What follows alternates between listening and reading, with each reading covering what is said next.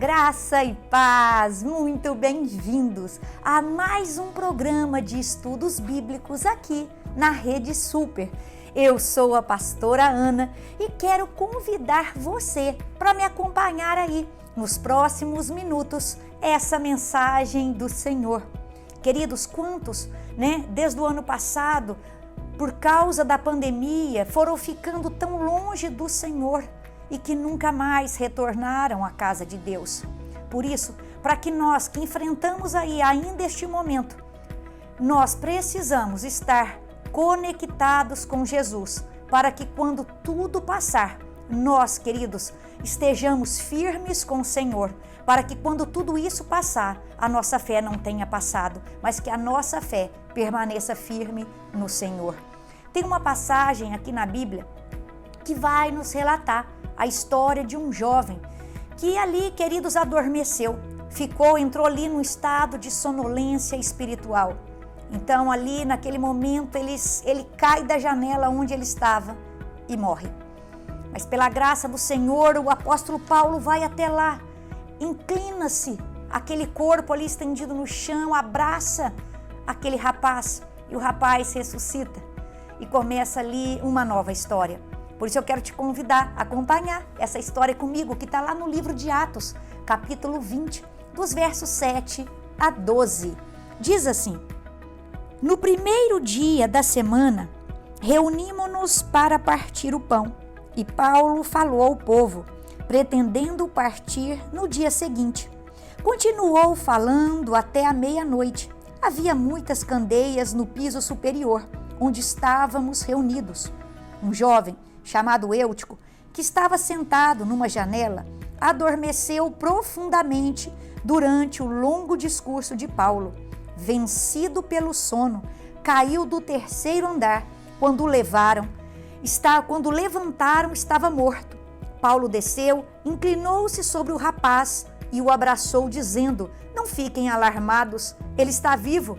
Então subiu novamente, partiu o pão e comeu. Depois continuou a falar até o amanhecer e foi embora. Levaram-no vivo o jovem, o que muito os consolou. Queridos, apenas para contextualizar, nós sabemos que o apóstolo Paulo fez, durante a sua caminhada com Jesus, 3 viagens missionárias. E aqui, a passagem que nós estamos lendo, ele está retornando a Jerusalém da sua 3ª viagem missionária. E nesse retorno, queridos, quando Paulo então retornava para Jerusalém para levar até a Judéia uma oferta que ele tinha recolhido para entregar aos pobres, nessa caminhada ele vai, queridos, depois de sair dali, ele ainda vai passar pela Macedônia, ele ainda vai passar pela Grécia, ele vai passar novamente a Macedônia e vai chegar a Troade. E é nessa cidade aqui de Troade que se passa essa história. Paulo chega ali, havia também uns irmãos o acompanhando nessa viagem, e ele vai permanecer ali 7 dias. Mas aí a história começa nos dizendo que no primeiro dia da semana, ele subiu ali para partir o pão, ou seja, o intuito deles de ir ali para a congregação, para a casa do Senhor, para a igreja, de se reunir naquele primeiro dia da semana, era para celebrar a ceia do Senhor, para compartilhar mais ensinamentos acerca da palavra de Deus e ministrar ali ao coração dos irmãos. Então assim, Paulo sobe e se reúne ali naquele prédio, no 3º andar, naquele cenáculo, com vários irmãos. E essa narrativa nos mostra que havia ali naquele cenáculo, que havia ali naquele 3º andar, que havia ali naquela igreja 2 tipos de pessoas. Havia umas pessoas, queridos, que estavam sedentas, pessoas que se encaminharam para ali com tochas de fogo, preparadas para ficar até a hora que fosse preciso, ouvindo, recebendo aquela ministração e aprendendo mais daquela palavra e recebendo do apóstolo Paulo aquilo que ele tinha para transmitir para cada um deles. Mas nós vemos aqui também uma outra pessoa, queridos, que estava distraída, uma pessoa que ao invés de ficar ali unida, ao invés de ficar ali reunida, de ficar ali no mover, aquela pessoa se afasta, aquela pessoa se isola, aquela pessoa fica à distância, fica de longe, observando tudo o que estava acontecendo. Então nós vemos aqui essa primeira distinção, aqueles que estavam ali no calor, aqueles que estavam ali, queridos, com fogo, aqueles que estavam ali sedentos pela palavra de Deus, que vão receber a palavra, que vão receber a ministração, que vão presenciar milagres, o milagre da ressurreição que aconteceu na vida de Eutico, e que vão ficar não apenas até a meia-noite, mas vão ficar até o amanhecer, recebendo e recebendo mais da palavra de Deus. Mas por outro lado tinha esse rapaz, esse homem, esse jovem chamado Eutico, que vai se distanciando, se senta numa janela e começa a observar tudo de longe. Queridos, eu quero abrir um parêntese aqui, Não é o foco dessa ministração, mas é bom abrir um parêntese aqui, porque ele ficou ali de longe observando, não foi o caso dele. Mas quantos, às vezes, irmãos, pessoas, nós encontramos de longe, apenas observando a obra, o mover que está acontecendo. E quando nós colocamos a distância, e num lugar desse, onde só, queridos, observamos o mover, nós corremos o risco de nos tornarmos um crítico da obra, porque nós não estamos ali fazendo, nós não estamos ali participando, ou seja, nós julgamos de fora aquilo que está acontecendo. Então, muitas vezes, nós não temos a ideia completa, nós não temos o entendimento completo daquilo que está acontecendo e julgamos de longe, porque estamos apenas observando de fora. Então, que eu e você tenhamos cuidado da onde nós nos colocamos antes de julgar alguma coisa que está a acontecer, né? Como ali, por exemplo, em Pentecostes, quando aqueles homens embriagados pelo Espírito Santo, alguns acharam que eles estavam embriagados de álcool, mas a embriaguez deles era espiritual, era do céu. Então, que eu e você possamos estar no meio do mover e participar de tudo o que acontece e não nos colocarmos de longe, a ficar a observar todo o mover, queira fazer parte do mover, queira experimentar do fogo, queira receber essa embriaguez do Espírito Santo e não apenas ficar de fora, olhando tudo o que estava a acontecer. Mas aí, queridos, eu olho para essa narrativa, voltando agora para a história, e eu vejo aquelas pessoas sedentas, elas estavam reunidas ali no cenáculo, com aquelas tochas de fogo, ali no centro, juntos, uns com os outros, conectadas com a palavra, conectadas com a igreja, para celebrar a ceia do Senhor. E aí, no meio daquilo todo mover, você vê ali aquele jovem afastado, se assentando na janela e acompanhando tudo de longe. E aí eu faço outro parênteses, querido, dessa expressão de longe, ela é muito importante para que a gente tenha um entendimento. Por quê? Porque nós vemos, por exemplo, a vida do apóstolo Pedro. Nós vemos que Pedro estava ali com Jesus, era um dos 3 mais íntimos de Jesus. Pedro experimentou grandes milagres, Pedro ousou quando muitos não ousaram. Pedro estava ali horas antes, sentado à mesa com Jesus, comendo ali do pão e do vinho com Jesus, celebrando a ceia do Senhor. Pedro, poucas horas antes, disse: Senhor, ainda que todos te abandonem, eu jamais te abandonarei. Pedro, enquanto estava com Jesus, Pedro, enquanto estava perto, não deixou esse Jesus. Pedro, enquanto estava com Jesus, nunca o negou. Mas há uma passagem, queridos, em Lucas 22, 54, quando Jesus já é preso, quando ele é levado para a casa do sumo sacerdote, diz que Pedro o acompanhava de longe. E essa expressão é muito importante, porque os eventos que se seguem, a partir do momento que Pedro começa a acompanhar Jesus de longe, começam a ser, queridos, quando Pedro ali então escorregou. Foi ali que Pedro, quando acompanhava Jesus de longe, o negou. E não o negou apenas uma vez. Pedro chegou ao ponto de o negá-lo 3 vezes, antes que o galo cantasse. Então ali numa só noite, num decorrer um curto espaço de tempo, quando Pedro se viu longe de Jesus, Pedro não teve forças, então ali para professar e ir até a morte quando estava longe de Jesus. Então Pedro o nega 3 vezes, por isso que eu e você precisamos nos revestir de Cristo e da força de Cristo para professarmos a nossa fé em todo o tempo. Nós precisamos, em época de perseguição, época de não perseguição, época de crise, época de não crise, época de pandemia, época de não pandemia, nós precisamos estar revestidos de Cristo para não corrermos o risco de estarmos de longe e ainda virmos a negá-lo. Nós, queridos, precisamos ficar conectados com Ele, porque o nosso chamado exige de nós uma proximidade. Eu e você que somos filhos de Deus, eu e você que somos discípulos de Cristo, nós fomos chamados para estar com Ele de perto.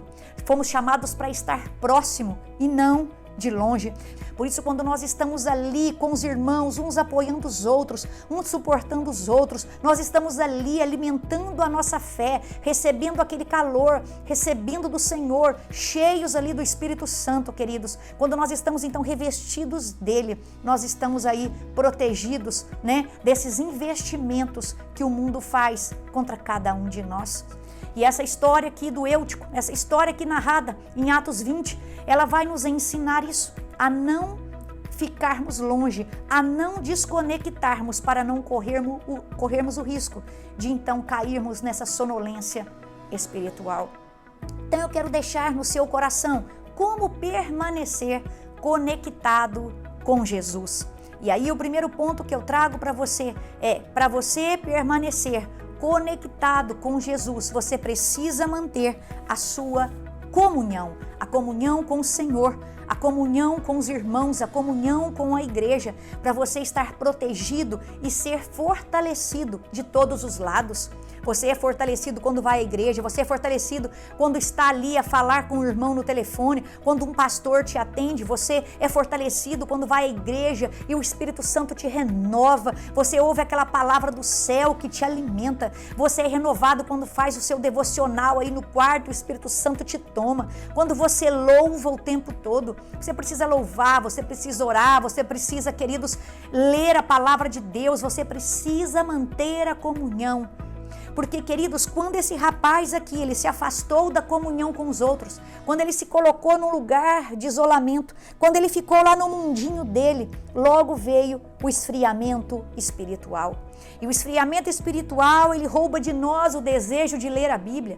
O esfriamento espiritual rouba de nós aquele desejo de orar, aquela fome, queridos, de mais e mais conhecer mais e mais do Senhor, de receber mais e mais do Espírito Santo. Esse esfriamento espiritual rouba de nós aquela vontade de estar na casa do Senhor, de fazer as coisas para o Senhor. Nós perdemos o ânimo, nós perdemos a vontade. E aos poucos nós vamos nos afastando, entregando o ministério, deixando de ir aos cultos e vamos ficando cada vez mais assim frios na nossa fé e sonolentos espiritualmente. Queridos, essa história me chama a atenção porque esse jovem, ele não estava numa danceteria, esse jovem não estava, queridos, ali num bar enchendo a cara, não, esse jovem estava na igreja. Diz aqui que ele estava ali no mesmo lugar que aquelas outras pessoas sedentas estavam. Só que as pessoas sedentas estavam ali reunidas juntas, com as suas tochas na mão, atentamente ouvindo a palavra de Deus, recebendo a palavra de Deus. Aquela palavra estava alimentando aquelas pessoas. Mas esse rapaz, ele estava ali na igreja. Esse rapaz, queridos, estava também ouvindo a pregação. Mas qual foi o problema? Esse rapaz não estava inteiramente ali. Porque ao sentar-se na janela, a sua atenção ficou dividida. Uma janela, queridos, é uma parte de divisão, porque ela mostra tanto para dentro quanto para fora. E esse rapaz se colocou nesse limite, entre dentro e fora. Então a sua atenção ficou dividida entre o barulho de dentro e o barulho de fora, entre as coisas que aconteciam dentro e as coisas que aconteciam fora. E pouco a pouco, queridos, as coisas de fora foram entrando pelos seus ouvidos, entrando pelos seus olhos e chegando até o seu coração. E se eu e você, queridos, queremos permanecer conectados com o Senhor, se eu e você queremos estar assim firmes no Senhor, nós precisamos manter essa comunhão. E para manter essa comunhão, nós precisamos vir ao Senhor, nos entregarmos ao Senhor por inteiro. Quando você vai comigo em 2 Crônicas, capítulo 25, verso 2, você vai ver que esse livro, ele vai mostrar pra gente a história de um rei chamado Amazias. O verso 2 diz que Amazias fez aquilo que o Senhor aprova, mas não de todo o coração. Talvez a tradução que você use vai falar assim: ele fez o que o Senhor aprova, mas não de inteireza de coração. É isso, queridos. Se nós estamos na casa do Senhor, que estejamos por inteiro. O nosso coração precisa estar ali, tanto quanto a nossa mente e o nosso corpo físico. O problema desse rapaz é que ele estava fisicamente na igreja, mas parece que os seus pensamentos e o seu coração já não estavam inteiramente ali. Ao estar com o Senhor, nós precisamos vir a Ele por inteiro, nós precisamos nos entregar a Ele por inteiro. O nosso coração precisa estar inteiramente voltado para Ele. Queridos, e eu fico olhando porque a narrativa aqui fala que o pessoal estava ali no cenáculo. E ele fala que o rapaz foi na janela. Você vai à igreja, você vai à casa do Senhor e você se senta ali na cadeira. Você gosta de sentar talvez atrás ou na frente, mas você está ali no meio, você está recebendo, você está participando. Mas esse rapaz se colocou, queridos, na janela. Ou seja, ele estava no lugar errado. Se eu vou à casa do Senhor, a janela não é o lugar para eu ficar. Ele se colocou no lugar errado. Então eu e você, para buscarmos uma comunhão com o Senhor, precisamos buscar no lugar certo, precisamos estar no lugar certo. Quer ver um exemplo? Aconteceu com Davi. Ali, quando nós vamos ver a história de Davi, fala assim: na época em que os reis saíam para a guerra, Davi ficou no palácio. Ou seja, Davi estava no lugar errado. Davi então vai olhar, dá uma volta ali pelo palácio, enxerga então Betseba tomando um banho ali no rio. A tentação vem, ele dá vazão à tentação e peca. Então, queridos, guarda isso no seu coração. Muitas vezes nós estamos batalhando, muitas vezes nós estamos buscando o Senhor, mas não estamos encontrando êxito, porque estamos batalhando no lugar errado, estamos buscando no lugar errado. Então, eu e você precisamos estar firmes no Senhor e precisamos também prestar atenção se estamos buscando e fazendo o que fazemos no lugar certo, queridos. Isso é muito importante. Segundo ponto. Então, o primeiro é manter a nossa comunhão com o Senhor, com a igreja, com os irmãos. Segundo ponto, guarde o seu coração das distrações desse mundo. Guarde o seu coração das tentações desse mundo. Queridos, se aquele rapaz, por exemplo, esse rapaz chegou à igreja, coitado, ele podia ter trabalhado o dia todo, talvez estivesse cansado. Mas se você um dia saiu do trabalho e foi para a igreja, e você chegou assim tão cansado à igreja, queridos, busca o lugar da frente para você não correr o risco de dormir. Porque se a gente chega, fala, eu estou tão cansado hoje, mas eu vou, e você fica tão longe, talvez você possa, por um momento ali, até adormecer.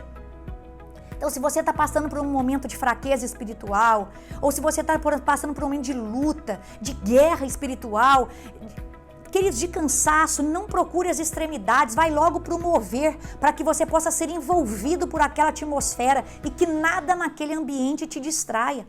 Esse rapaz aqui, a Bíblia não fala porque ele foi para aquela janela, mas fato é que ele, ao ir para aquela janela, ele permitiu, queridos, que todo aquele mundo lá de fora, que toda aquela sedução do mundo de fora entrasse no seu coração.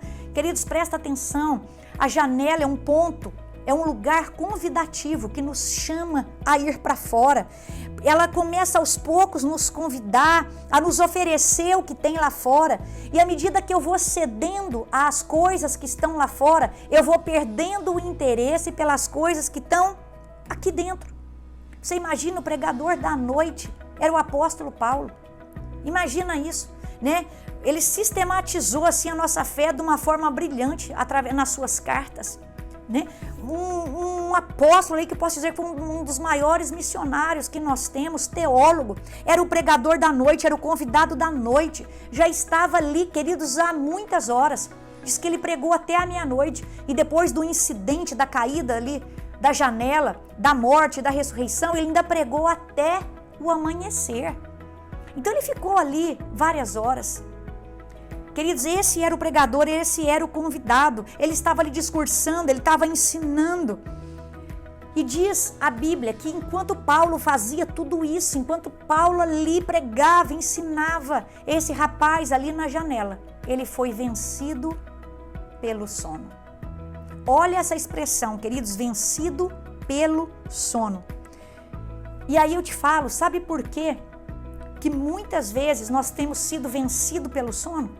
Sabe por quê que muitas vezes eu e você, queridos, temos sido vencidos pelas tentações? Porque nós não temos guardado o nosso coração, nós não temos vigiado e orado como na verdade deveríamos fazer.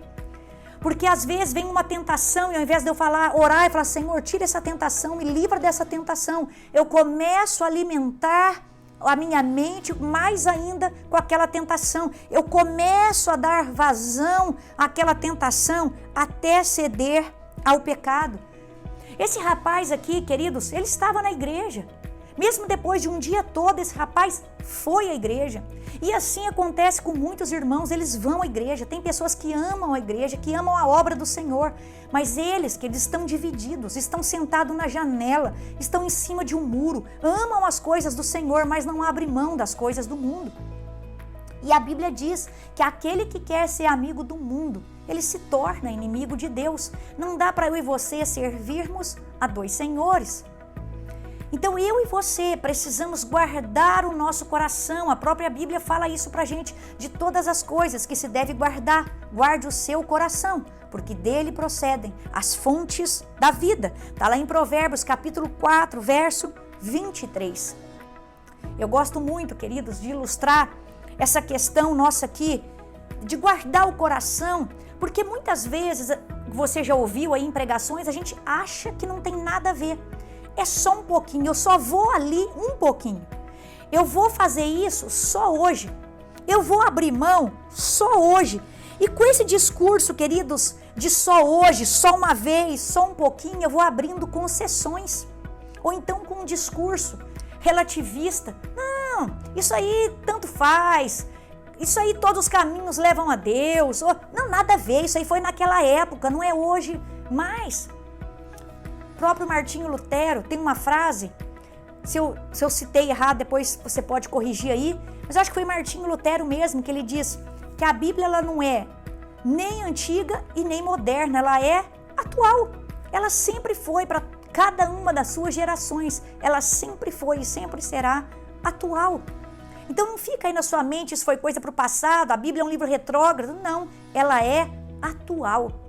Porque Deus escreveu, queridos, para nós, para os seus filhos. Ela foi atual para aquela geração, ela é atual para a nossa geração. A palavra do Senhor não passa. Então não abra concessões, faça como Moisés. Moisés, quando foi até o faraó e disse, olha, assim diz o Senhor, deixe o meu povo ir para que me prestem culto. Ou talvez na sua tradução esteja, deixe o meu povo ir para que celebrem uma festa no deserto. Queridos, ali Faraó vai falar, não, vai só até ali a fronteira e volta. Olha, não, vai só os homens, deixa as mulheres e as crianças. Depois ele fala, não, pode ir os homens, pode ir as mulheres, pode ir as crianças, mas deixa os animais. E Moisés fala assim, não, nenhuma concessão, Faraó, eu vou fazer para você. Nenhuma unha ficará no Egito. Ou seja, não faça concessões com Faraó, não faça concessões com o Egito. O que o Senhor falou, queridos, é sim, sim, não, não. Então, siga-se por essa palavra, paute-se por esses princípios, guarde o seu coração no Senhor, guarde o seu coração nos princípios do Senhor, na palavra do Senhor. Não abra concessões para esse mundo. Porque se eu e você não mantivermos a nossa comunhão, se eu e você não guardarmos o nosso coração, eu e você, como esse jovem Eutico, nós podemos, queridos, cair num sono espiritual. Então o terceiro ponto que eu quero dizer para você é desperta. Talvez você já tenha chegado nesse estágio da sonolência, do esfriamento. Então eu digo para você, desperta do sono. Queridos, esse afastamento, esse distanciamento, esse isolamento gera em nós um sono espiritual.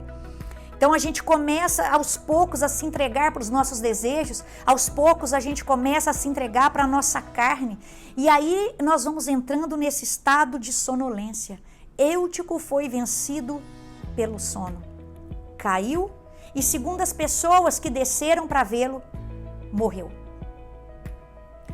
Queridos, olha comigo no verso 9, você pode acompanhar aí na sua Bíblia, o verso 9 desse capítulo 20 de Atos que nós estamos a explanar nesta noite.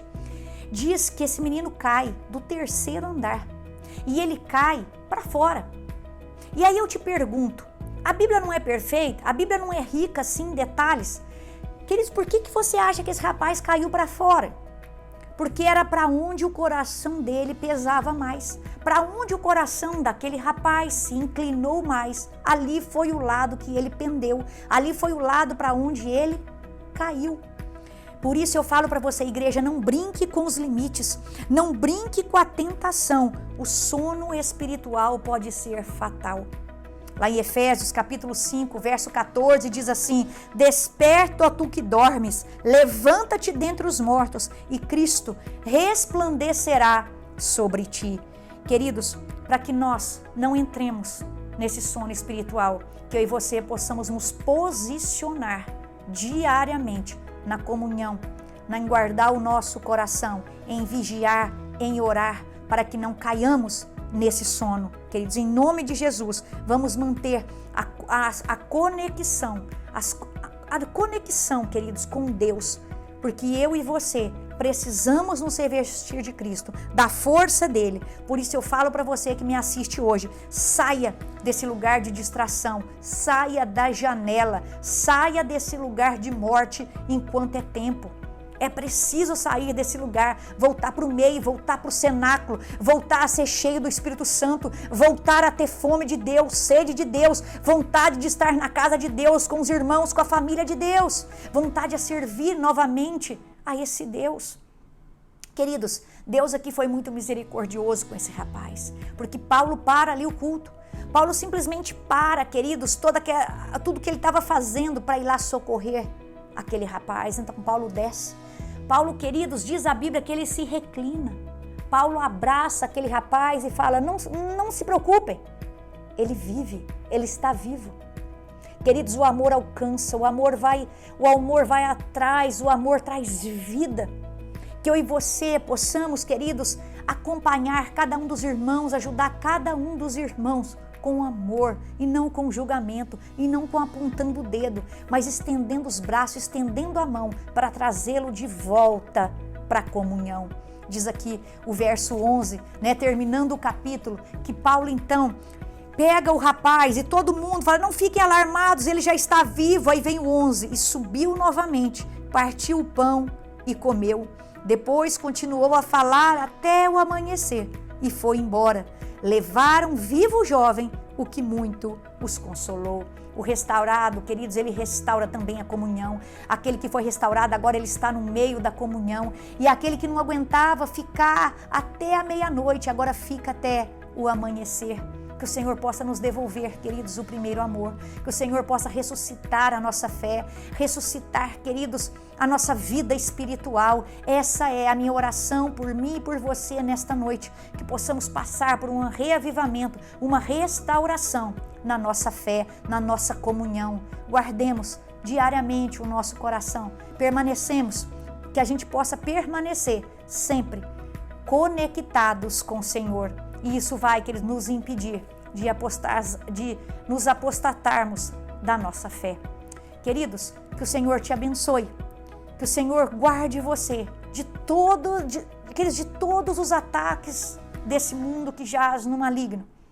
Que você possa cada dia mais crescer no conhecimento do Senhor e na intimidade com o Senhor.